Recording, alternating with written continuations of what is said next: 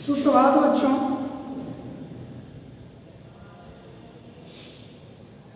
इससे पहले कि पढ़ाई शुरू हो आप अपना अटेंडेंस बना लें।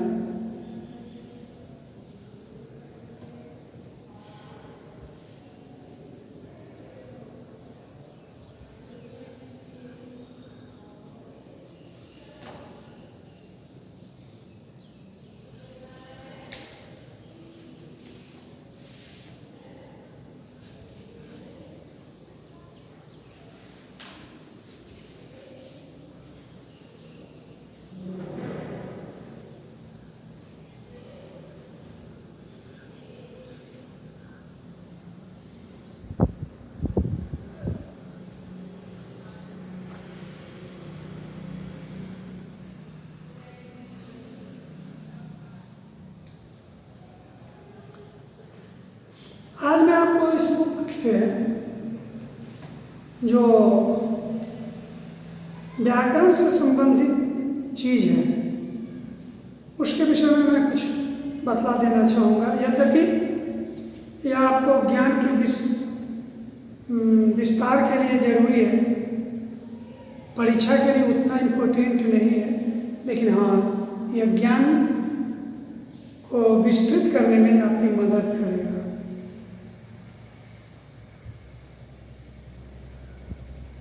सबसे पहले एक आपके बुक में है पुनरुक्त शब्द क्या है, युग्म शब्द क्या है। युग्म का मतलब होता है जोड़ा, जोड़ा शब्द का मतलब। हिंदी भाषा में जब एक ही समान के शब्द या फिर विपरीत शब्द या पुनरुक्त शब्द एक साथ आवे तो उसे युग्म शब्द कहते हैं। समान शब्द को भी युग्म शब्द कहते हैं, विपरीत शब्द को भी उत्थान पतन लाभ हानि ऐसे शब्द को भी हम युग्म शब्द कहते हैं।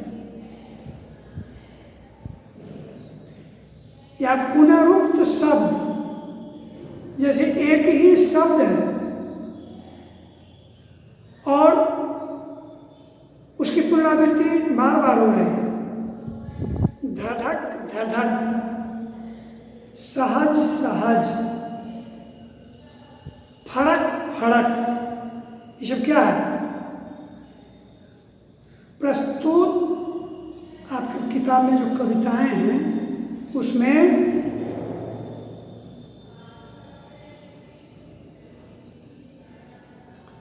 भुजा भुजा, फड़क फड़क, धड़क धड़क, धधक धधक, सजग सजग, ये सब क्या है?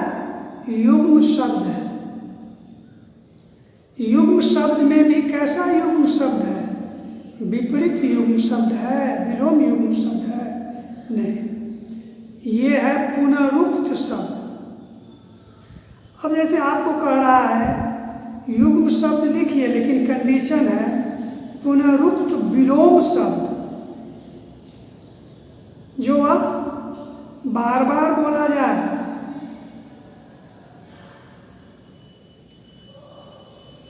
लेकिन एक शब्द दूसरे शब्द का विपरीत हो, तो ऐसा आपको लिखना है पुनरुक्त विलोम शब्द में। लाभ हानि, जीवन मरण, सुख दुख, उत्थान पतन, पुण्य पाप, ये सब क्या है? पुनरुक्त विलोम शब्द, एक दूसरे का विलोम है। उसके बाद सार्थक निरर्थक युग्म पद भी होता है। तो जोड़ा पद एक साथ बोलचाल की भाषा में उसका प्रयोग होता है, लेकिन एक शब्द का अर्थ होता है, एक शब्द निरर्थक होता है। तो जिसका अर्थ हो वह सार्थक, जिसका अर्थ न हो वह निरर्थक। तो ऐसे शब्द युग्म आपको कहेगा लिखने के लिए, तो क्या लिखिएगा? चाय वाय, बोलचाल की भाषा में आदमी बोलते हैं चाय वाय। चाय तो है पीने का पेय पदार्थ, लेकिन वाय क्या हुआ? वाय का कोई अर्थ नहीं निकला। वाय निरर्थक शब्द हो गया, चाय सार्थक शब्द। युग्म पद होते हुए भी यह उस कंडीशन का है कि एक शब्द इसके सार्थक है और एक शब्द निरर्थक है। जैसा कि आपको कहेगा कि सार्थक निरर्थक युग्म शब्द लिखिए, तो चाय वाय, नाश्ता वास्ता, अरे पानी वाणी, तो ऐसे शब्द जो साथ साथ चलते हैं, सार्थक शब्द के साथ चलते हैं, लेकिन उनका कोई अर्थ न होता है, तो उसको सार्थक, उसको निरर्थक कहते हैं। अब सामासिक युग्म पद, ये न विपरीतार्थक है न विलोम है,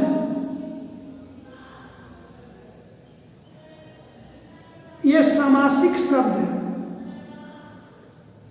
दाल भात, लोटा डोरी, उत्थान पतान,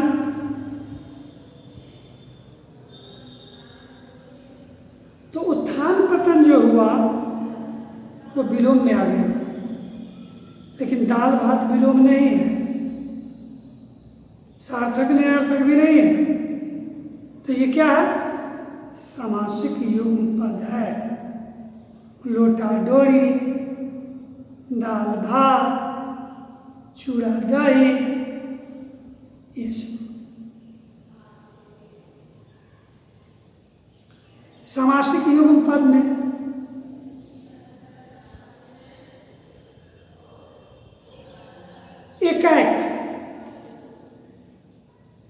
एक और एक मिलकर के एक हो गया, तो ये एक अंग ये भी आपका सामासिक युग्म पद के अंतर्गत आ गया। ठीक है, अब देखिए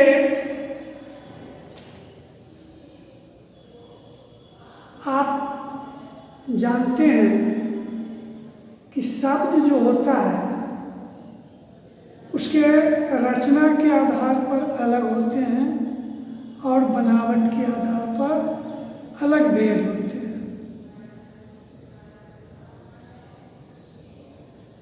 रचना के आधार पर इसके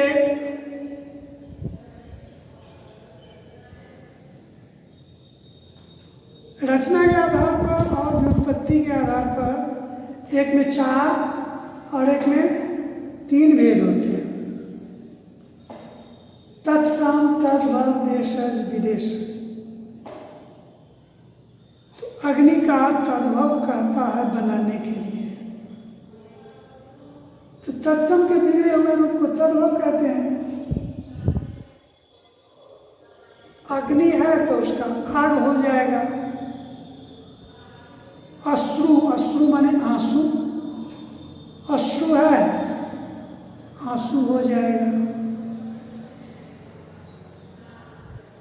भुजा है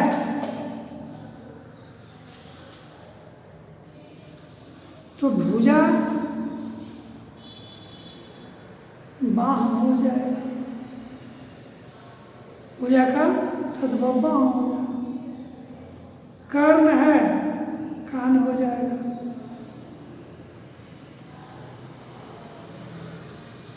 अब जैसे दांत क्या है, तत्सम है कि तद्भव है? दांत तद्भव है, दांत तद्भव है। इसका तत्सम क्या होगा? दंत।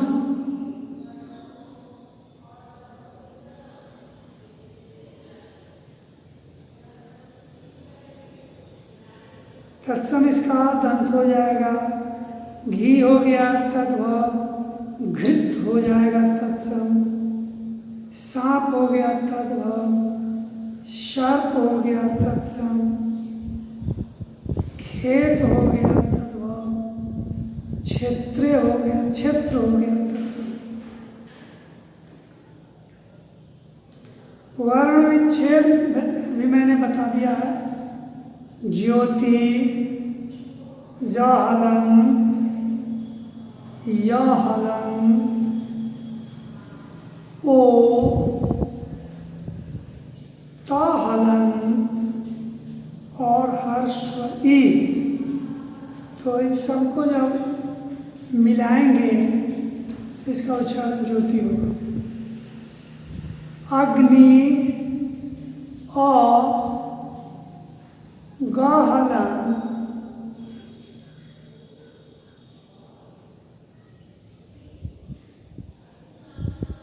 ना हलन, हर्ष इकार, अग्नि, शंख, तलावे शाहलन और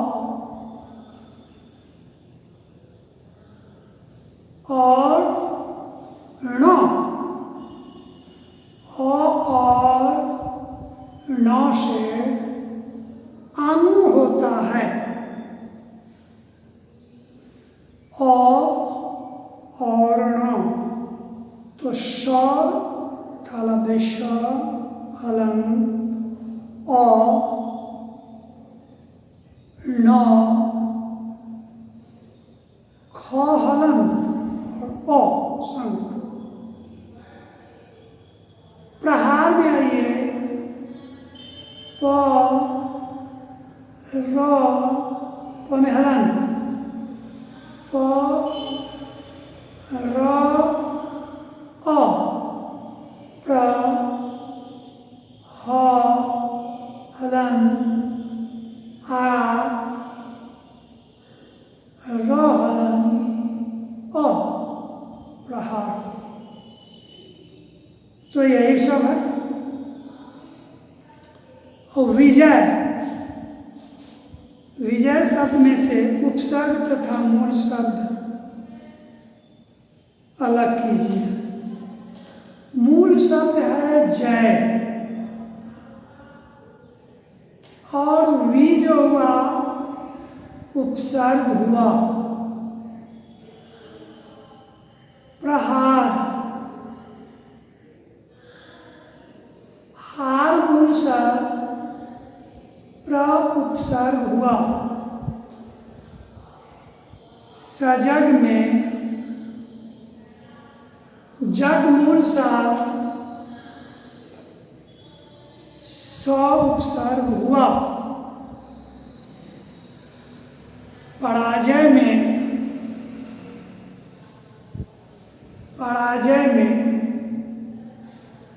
जय मूल शब्द, परा उपसर्ग।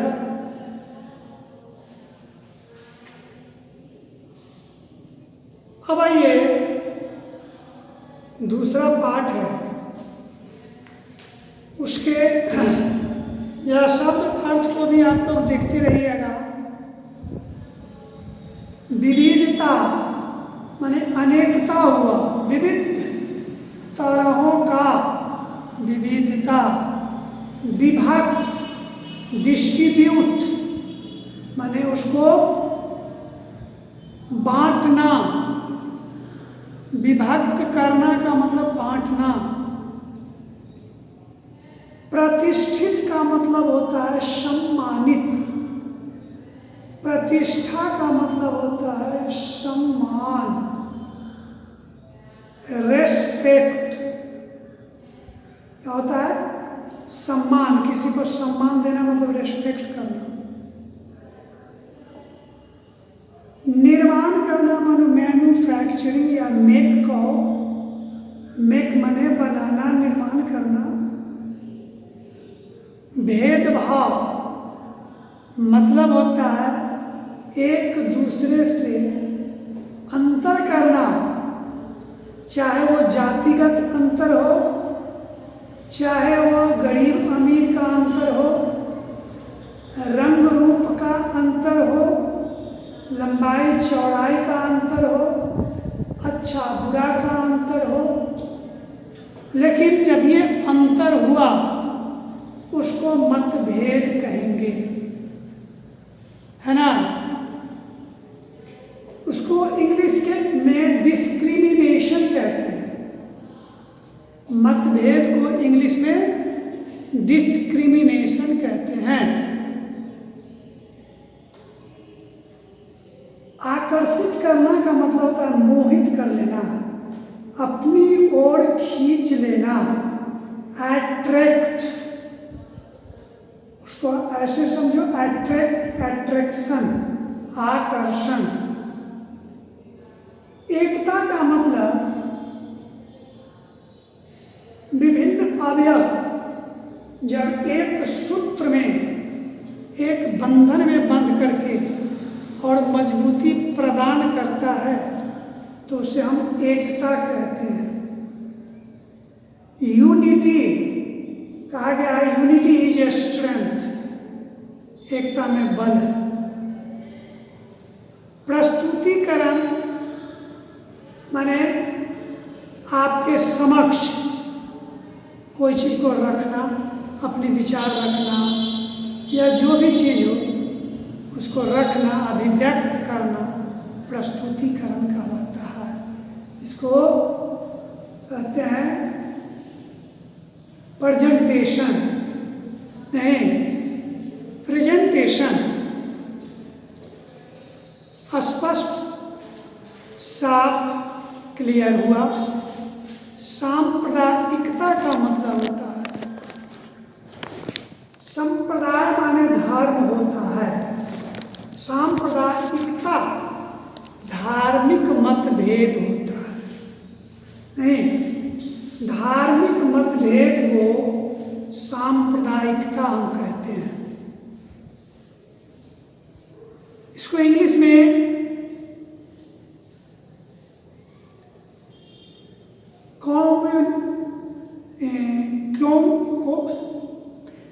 कम्युनलिज्म कहते हैं, कम्युनलिज्म कहते हैं, सांप्रदायिकता। अब आइए, ये सब चीज का अर्थ समझना बहुत जरूरी है।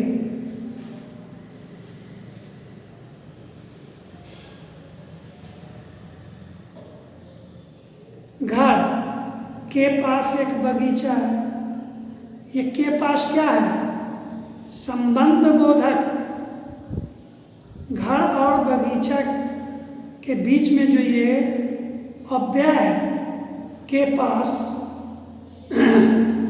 सो घर और बगीचा के बीच एक संबंध स्थापित करता है। तो के पास, घर के पास एक बगीचा है, खाली जगह में के पास। राम के साथ सीता भी वन को गई थी, के साथ संबंध बोधक अव्यय। अत्याचार के विरुद्ध आवाज उठानी चाहिए, के विरुद्ध हो गया संबंध बोधक। गेहूं के साथ घुन भी पीसता है, पढ़ने के बाद सो जाओ। तो ये सब जो है सो संबंध बोधक है। अब जैसे एक वाक्य है, अच्छाइयों के संग चलो, के संग संबंध बोधक है। विद्या के बिना जीवन अधूरा है, के बिना संबंध बोधक है। विद्यालय के सामने मैदान है, के सामने संबंध बोधक है। दूसरों के पीछे मत जाओ, के पीछे संबंध बोधक है। उपसर्ग और मूल शब्द अनेक, एक हो गया मूल शब्द, अन्न हो गया उपसर्ग। अन्न जोड़ एक अनेक, क्योंकि अ और ए मिल करके ऐ हो जाता है संपूर्ण। पूर्ण हो गया मूल शब्द, सम हो गया, सम हो गया क्या? उपसर्ग, सम उपसर्ग हो गया। अन्याय, न्याय हो गया मूल शब्द, अ हो गया उपसर्ग, अपराजिता, पराजिता हो गया मूल शब्द, अ हो गया उपसर्ग, नालायक में ना उपसर्ग, लायक मूल शब्द, प्रतिनिधि प्रति मूल शब्द और निधि उपसर्ग। तो ठीक है, आज इतनी ही पढ़ाई। अब मैं इस पढ़ाई को विराम देता हूँ। पुनः कल आपसे मुलाकात होगी इसी वक्त, इसी टाइम, इसी स्थान पे। मुलाकात तो अभी आपसे हो नहीं रही है, लेकिन हाँ, कल्पना कर रहे हैं कि आप मेरे समक्ष बैठे हुए हैं। क्लास में जैसे ओपन क्लास में बच्चे पढ़ते हैं, उसी तरह हम ये कल्पना करके आपको ऑनलाइन पढ़ा रहे हैं।